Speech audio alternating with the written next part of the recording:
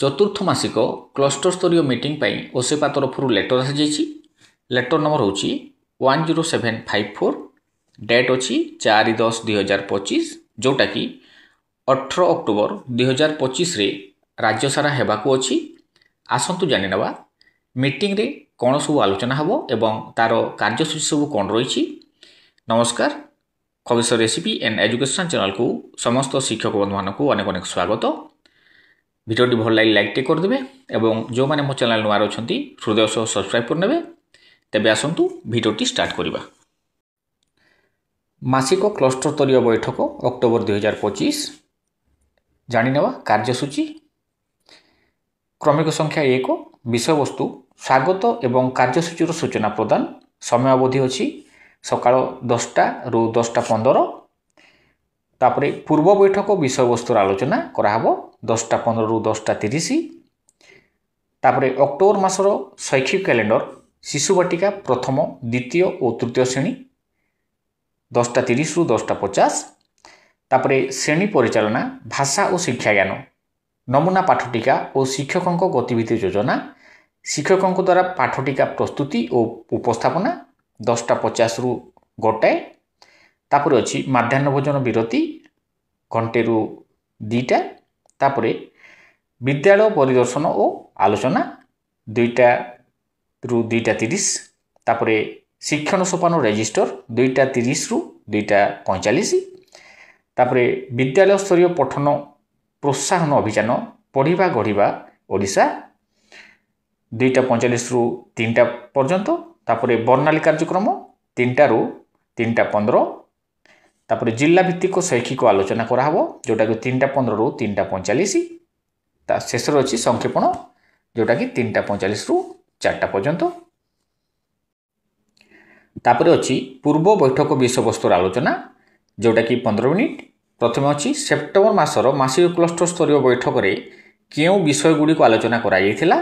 द्वितीय यही विषय गुड़ी आपण माने निज निज विद्यालय रे अन्य शिक्षक शिक्षयित्री सह आलोचना करथिले कि। तापरे 3 नंबर अच्छी आलोचित विषय मध्यरु केउ गुड़ी आपण कार्यकारी करिसंती ओ किपरि करिसंती। तापरे अच्छी पूर्व बैठक विषय वस्तुर आलोचना जेमति कि सेप्टेम्बर मासर शैक्षिक कैलेंडर पाठटिका शिक्षकों गतिविधि योजना शिक्षकों मानक द्वारा उपस्थापना। तापरे विद्यालय परिदर्शन आलोचना शिक्षण सोपान रेजिस्टर निपुण सप्ताह।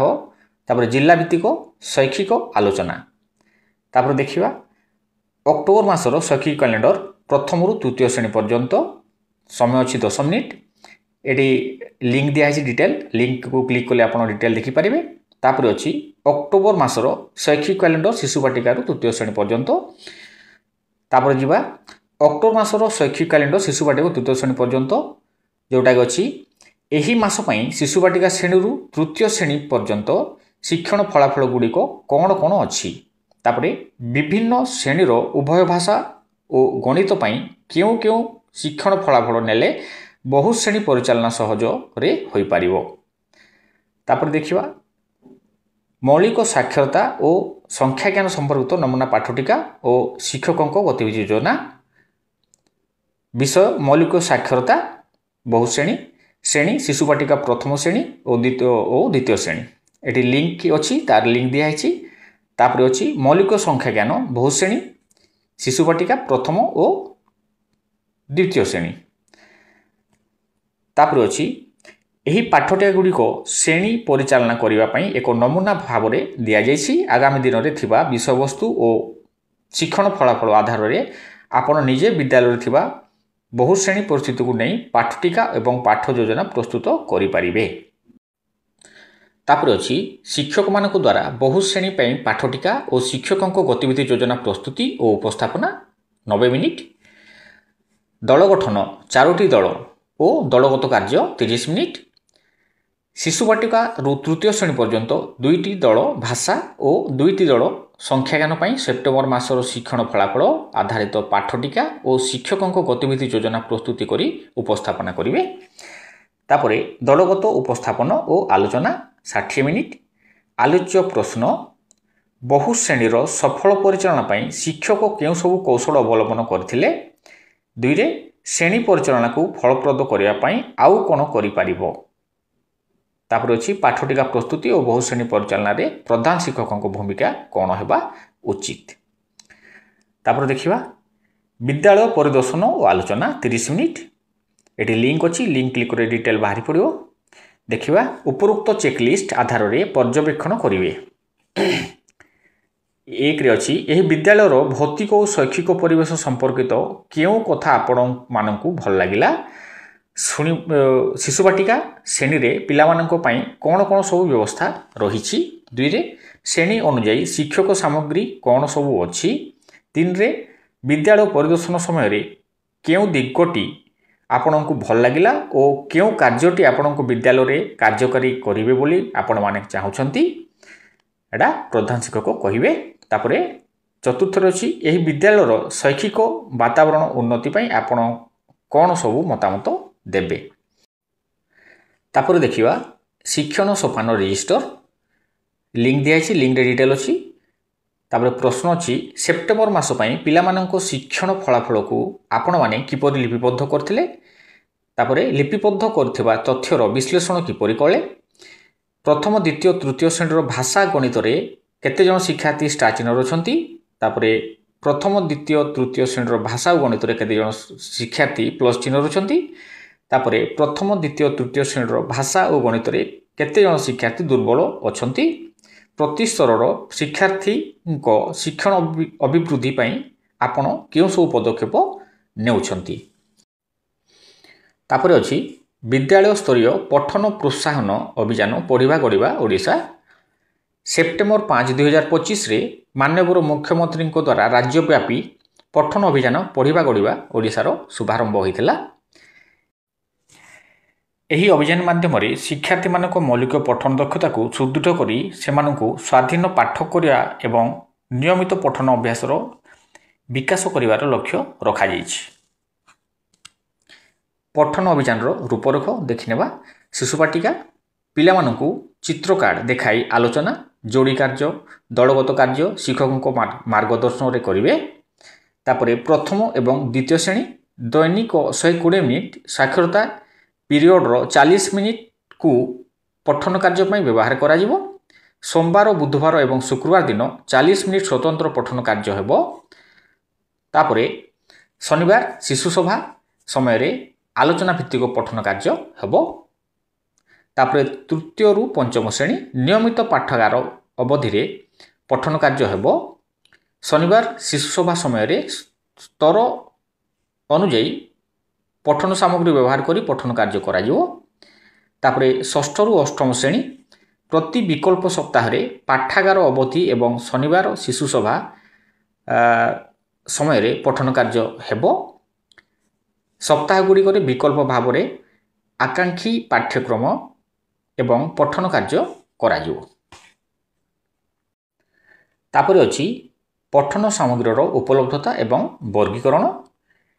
ଏଠି ଅଛି ଯଦି ବିଦ୍ୟାଳୟରେ ଶିକ୍ଷଣ ସାମଗ୍ରୀ ଉପଲବ୍ଧ ନାହିଁ କିମ୍ବା ଯଥେଷ୍ଟ ପରିମାଣରେ ନାହିଁ ତେବେ ଶିକ୍ଷକ ଶିକ୍ଷୟିତ୍ରୀମାନେ ଶିକ୍ଷାର୍ଥୀଙ୍କ ପାଇଁ ତାହା ପ୍ରସ୍ତୁତ କରିବେ, ବିଶେଷ କରି ସ୍ତର 1 ପାଇଁ। ତାପରେ ଦେଖିବା ଶିକ୍ଷାର୍ଥୀଙ୍କ ବର୍ଗୀକରଣ। ଏଠି ଅଛି ଶିକ୍ଷକ ଶିକ୍ଷୟିତ୍ରୀମାନେ ପ୍ରଥମରୁ ଅଷ୍ଟମ ଶ୍ରେଣୀ ପର୍ଯ୍ୟନ୍ତ ଶିକ୍ଷାର୍ଥୀମାନଙ୍କର ପଠନ ସ୍ତରର ମାନ ନିର୍ଦ୍ଧାରଣ କରିବେ, ଯାହା ଓସେପା ଦ୍ୱାରା ପ୍ରଦାନ କରାଯାଇଛି। ଶିଶୁ ବାଟିକା ଶ୍ରେଣୀ ପାଇଁ ମାନ ନିର୍ଦ୍ଧାରଣ ହେବ ନାହିଁ। ପ୍ରଥମେ ଅଛି ପ୍ରଥମରୁ ଅଷ୍ଟମ ଶ୍ରେଣୀ ଶିକ୍ଷାର୍ଥୀମାନଙ୍କୁ 3ଟି ସ୍ତରରେ ବିଭକ୍ତ କରାଯିବ। ଷ୍ଟାର 1 ପ୍ରାରମ୍ଭିକ ପାଠକ, ଷ୍ଟାର 2 ମଧ୍ୟବର୍ତ୍ତୀ, ଷ୍ଟାର 3 ଉନ୍ନତ। ତାପରେ 2 ନମ୍ବର ଅଛି ଶିକ୍ଷକ ଶିକ୍ଷୟିତ୍ରୀ ପ୍ରତି ଶିକ୍ଷାର୍ଥୀଙ୍କ ପାଇଁ ପାଠକ ସାଥୀ କିମ୍ବା ଯୋଡ଼ି ମନୋନୀତ କରିବେ।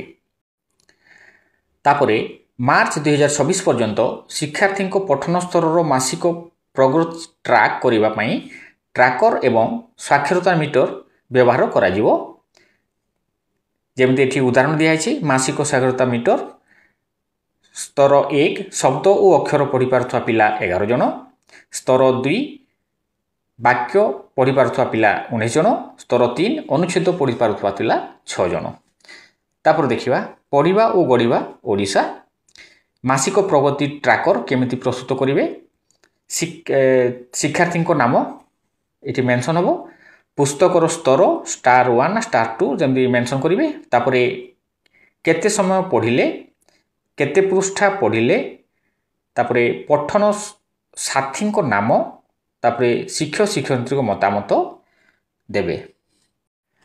तापर पठन प्रोत्साहन अभियान पढ़िबा और गढ़िबा ओडिशा, प्रधान शिक्षक शिक्षयित्री शिक्षक शिक्षयित्री दायित्व ये दिखाई।